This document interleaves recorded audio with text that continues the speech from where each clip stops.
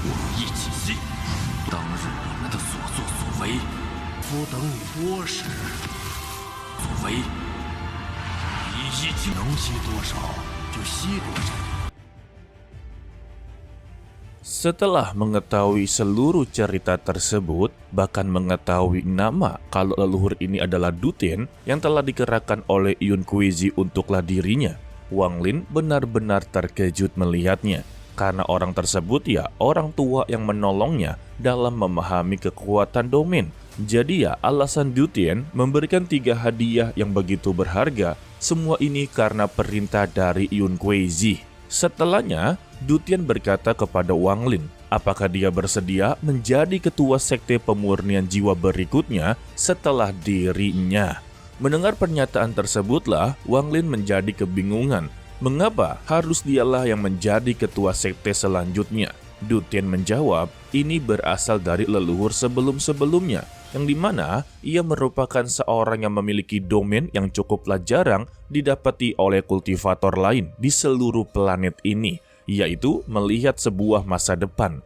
Dutien pun kembali bercerita kalau pada 100 tahun yang lalu, leluhur terdahulu mereka telah menggunakan kekuatan domainnya untuk mencari jalan agarlah sekte pemurnian jiwa benar-benar tetap hidup. Namun sayangnya, dalam proses melihat masa depan, dia terus-terusan mengalami sebuah kegagalan hingga dia meninggal 2 tahun yang lalu dan bertepatan dengan masuknya Wang Lin ke sekte pemurnian jiwa. Dan Wang Lin masihlah belum mengerti jika dia bisa menggunakan kekuatan masa depan dan gagal untuklah melihat masa depan, mengapa dia menganggap kalau dirinya ini adalah kandidat yang baik untuklah menjadi ketua sekte berikutnya. Lalu Dutien kembali menjelaskan, entah itu suatu kebetulan atau tidak, dan umurnya sudahlah tidak lama lagi. Dia pun bertaruh kalau domain leluhurnya lah yang membawa Wang Lin ke sekte ini. Waduh, ternyata dunia kultivator ada cocok logi juga ya. Mengapa Dutien begitu sangatlah percaya kalau Wang Lin memasuki sekte pemurnian jiwa? Itu semua karena memang sudah ditakdirkan. Sebab di sekte tersebutlah tidak ada orang yang bisa menggantikannya. Dan jika pertarungan dengan Suzaku terjadi dan mengalami kekalahan, maka bendera jiwa akanlah dibawa oleh planet Suzaku. Dan sekte pemurnian jiwa akanlah benar-benar hancur. Setelah mendengar itu, Wang Lin cukuplah mengerti. Dan Wang Lin berkata, jika dia bersedia menjadi ketua sekte, apakah dia akan mendapatkan bendera jiwa tersebut? Dan Dutien langsunglah mengkonfirmasinya. Wang Lin merenung cukup begitu lama karena tanggung jawab tersebut bukanlah embel-embel guys, melainkan tanggung jawab yang begitu sangatlah besar. Dia akanlah memimpin satu sekte lagi. Sebelumnya kan dia udah punya sekte ya. Hal ini membuat Wang Lin sangatlah ragu, tetapi dia juga tergiur dengan hadiah-hadiah serta fasilitas yang didapati dari sekte pemurnian jiwa. Sekelas planet Suzaku saja sangatlah menginginkan bendera jiwa utama dari sekte tersebut. Apalagi ya untuk orang-orang seperti dia sudah pasti sangatlah menginginkannya. Alhasil, Wang Lin benar-benar menyetujuinya. Dutien merasa senang, lalu dia memberikan giok kepada Wang Lin yang berisikan cara mengontrol bendera 1 miliar jiwa tersebut dan menjadi satu-satunya murid inti di sekte pemurnian jiwa. Setelah menerimanya, Dutien kembali memberitahu kalau dia akanlah melakukan kultivasi tertutup untuklah menyiapkan jiwanya menjadi fragmen jiwa dan meminta kepada Wang Lin untuk janganlah pergi jauh-jauh karena dia tidak akan bisa membantunya jika terjadi apa-apa kepadanya. Karena di sini ada seorang mata-mata yang inginlah menghabisi nyawanya, yang tak lain yaitu Nona Liu Mei. Mendengar itu ya, Wang Lin hanya menjawab untuk janganlah khawatir kalau dia bisa untuk menjaga diri. Lagipun, dia memiliki beberapa urusan dengan orang lain dan berjanji akanlah kembali sebelum Dutien selesai berkultivasi. Dutien hanya angguk-angguk kepala Padahal di dalam hatinya dia sangatlah khawatir karena untuk Wang Lin sekarang sudah setuju. Secara tidak langsung dia ini adalah ketua sekte dan Du Tian bertanggung jawab ataslah perlindungannya. Jika terjadi apa-apa, sekte pemurnian jiwa, iya wassalam, begitu guys. Lalu Du Tian sedikitlah kepo kepada Wang Lin. Sebenarnya urusan apa yang inginlah diselesaikan oleh Wang Lin? Tetapi Wang Lin sama sekali tidaklah menjawabnya. Namun dia bisa melihat kalau Wang Lin memiliki niat menghabisi yang begitu sangatlah kuat. Dan target pertamanya ternyata adalah Li Yuanfeng. Hai, seru nih guys pembalasan ya. Singkatnya, 1 bulan pun telah berlalu. Di negara Chu terlihatlah Zhou Ru dan katak petir serta tetua Tian sedang melakukan aktivitasnya masing-masing. Lalu terlihatlah ada seseorang yang berjalan masuk ke dalam pagoda yang ternyata itu adalah Wang Lin yang telah kembali pulang. Melihat sosok Wang Lin telah pulang, membuat Zhou Ru dan lainnya begitu sangatlah senang. Wang Lin langsung memeluk Zhou Ru dan melihat ke arah Tian dan berkata kalau Tian ternyata sudah hampir mencapai tahap formasi jiwa. Tidak sia-sia dia berkultivasi selama bertahun-tahun. Meskipun sebelum-sebelumnya dia mengalami kegagalan yang begitu sangatlah panjang. Lalu Wang Lin menyuruhnya untuklah pergi ke ibu kota Chu untuklah mengalami hidup layaknya seperti manusia biasa. Dirinya memastikan jika dia mengalami hal tersebut, dia akanlah mencapai tahap formasi jiwa hanya dalam 3 tahun saja. Mendengar itu membuat Tian sangatlah senang karena dia mendapati kesempatan untuk melanjutkan kultivasinya dan tidak perlu lagi untuklah melindungi Zhou Ru. Dan dia memberikan salam perpisahan kepada Zhou Ru dan juga Wang Lin. Sementara itu, Zhou Ru menagih janji kepada Wang Lin yang akan membawakannya macan yang begitu besar. Mendengar itu ya membuat si macan putih senang karena posisinya akanlah tergantikan. Namun sayangnya Wang Lin melupakan janji tersebut. Dan Wang Lin mencoba mengganti topik pembicaraan. Kalau dia akanlah membawa Zhou Ru pergi ke suatu tempat dan kembali berjanji akanlah membawakan macan besar kembali. Lalu dia juga menyuruh Zhou Ru untuk masuk ke dalam pagoda. Lantas dia pun memasukinya sambil mengajak si macan putih yang sudah sangatlah lelah dengan tingkah laku dari Zhou Ru. Setelah itu, Wang Lin menyusutkan pagoda ini menjadi kecil dan langsunglah menyimpannya. Lalu, dia pun memanggil tubuh aslinya yang sudah mencapai tahap 3 bintang dewa kuno. Dan mereka pun langsunglah bersatu.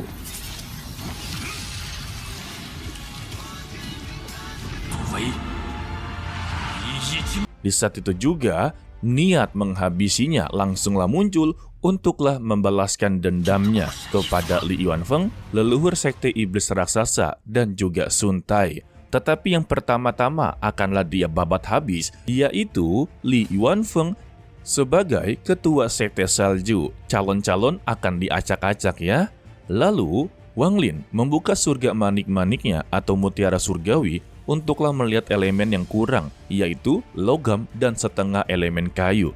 Menurut perkataan dari Situnan, jika semua berhasil didapatkan, maka pemiliknya akanlah diketahui. Akan tetapi ya, Wang Lin tidak mencarinya langsung. Namun, dia inginlah membalaskan dendamnya terlebih dahulu. Setelah itu, dia pergi bersama dengan si katak petir dan binatang nyamuk menuju sekte Sueyu ataupun sekte salju ya. Sedangkan untuk Li Yuanfeng yang berada di istana es dengan balok esnya, di sekelilingnya memancarkan energi spiritual surgawi untuklah memulihkan dirinya akibat petir dari Sun Tai. Dia juga telah mengirim orang ke Sujaku untuklah meminta giok surgawi kepada Hongdi. Ya elah, perbuatan sia-sia. Namun, mereka selalu dihentikan membuat Li Yuanfeng bingung dan benci kepada Hongdi. Di bagian luar Sueyu, Wang Lin muncul dan masuk ke dalam. Di saat itu juga, Wang Lin mulai melihat kenangan lamanya selama dia tinggal di sana. Setelah beberapa saat, di dalam istananya, Li Yuanfeng membuka matanya dan terkejut dengan apa yang dia lihat di luar. Yang dimana semua salju berterbangan karena angin yang begitu kencang. Dan di saat itu juga, muncullah siluet seseorang yang ternyata itu adalah Wang Lin. Melihat Wang Lin yang telah sembuh total dengan begitu cepat dan mencapai tahap akhir formasi jiwa, membuat Li Yuanfeng sangatlah terkejut. Bagaimana bisa dia seperti ini? Lalu muncullah 3 orang di sebelah Li Yuanfeng dengan tampang begitu marah. Lalu Wang Lin mulai bergerak dan seketika retakan pun muncul, membuat istananya hancur sebagian. Lalu Wang Lin melesat ke arah Li Yuanfeng dan tidak mempedulikan mereka bertiga. Melihat itu ya, ketiga orang tersebut berusaha untuklah menahannya. Dengan cepat, Wang Lin muncul di salah satu dari mereka dan langsunglah menghabisinya. Hanya dengan 1 pukulan saja. Kedua orang tersebut langsunglah ketakutan karena bagaimana bisa seseorang formasi jiwa tahap menengah kalah hanya dengan dalam 1 pukulan saja. Seharusnya tahap menengah melawan tahap akhir bisa untuklah mengimbanginya, walaupun ya tidak ada kesempatan untuklah menang. Hal ini membuat 2 bawahan dari Li Yuanfeng menjadi begitu ketar-ketir dan menjadi begitu ragu untuklah menahan serangan dari Wang Lin. Setelah itu, Wang Lin kembali berjalan menuju Li Yuanfeng. Li Yuanfeng yang terkejut segera membuat perlindungan dengan 8 balok es raksasa. Wang Lin pun langsunglah menghancurkannya hanya dengan 1 genggaman saja.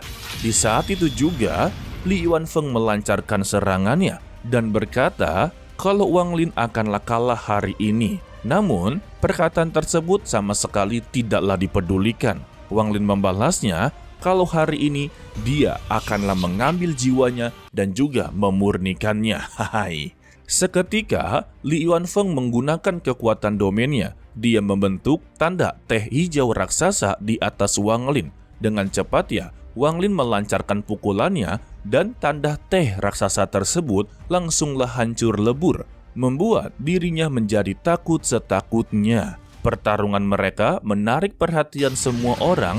Beberapa kultivator segera muncul di istana dan mencoba untuklah melindungi ketua sektenya. Melihat itu, Wang Lin mengeluarkan 1 kata. Dan seketika langit pun bergetar seperti mendengar kemarahan dari dewa kuno. Di saat itu juga lah di atas langit terlihat sebuah celah spesial yang muncul, membuat para kultivator yang datang langsunglah terluka dan tidak jadi untuklah menyerang. Melihat pemandangan serta kejadian yang begitu menegangkan, membuat Li Yuanfeng memasang ekspresi yang begitu kesal dan menganggap kalau Wang Lin sebagai musuhnya. Ya, emang dari awalnya lu cari gara-gara dan menjadi musuh dari Wang Lin. Sekarang baru tahu rasanya ya. Lalu dia menyuruh semua orang yang di sekitarnya untuklah pergi dan tidak membantunya. Setidaknya untuk sekte Suiyu masih memiliki harapan untuklah bangkit.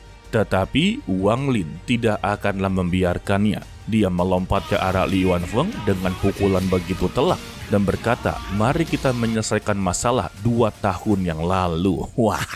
Dengan cepat, Li Yuanfeng mundur dan mengeluarkan sebuah drum hitam dari tasnya. Drum tersebut mengeluarkan dentuman seperti detak jantung dan di saat yang sama, Wang Lin merasakan detak jantungnya seperti mengikuti irama dari drum tersebut. Li Yuanfeng pun memukul drum ini dengan begitu cepat.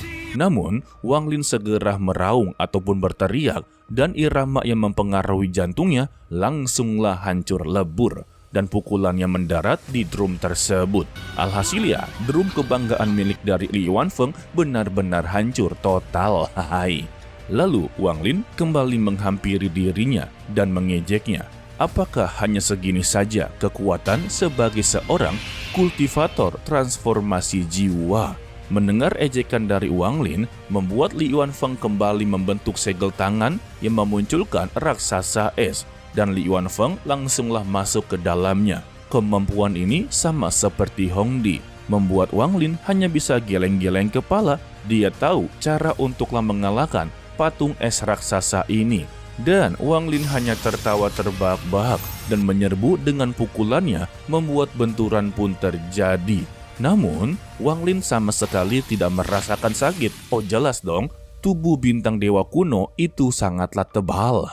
Mendapati kesempatan, Wang Lin langsunglah menghantam dada raksasa es dan hancur seketika. Serta Li Yuanfeng juga terluka parah serta terlihat sangatlah marah. meskipun dia tidak bisa berbuat apa-apa. Lalu, dia kembali membentuk segel dan seketika daun teh pun muncul di sekitarnya. Ini adalah kekuatan domainnya. Wang Lin yang melihatnya menjadi tertarik karena sebelumnya dia terpikirkan untuklah membuat domainnya mengambil bentuk fisik setelah mencapai tahap transformasi jiwa.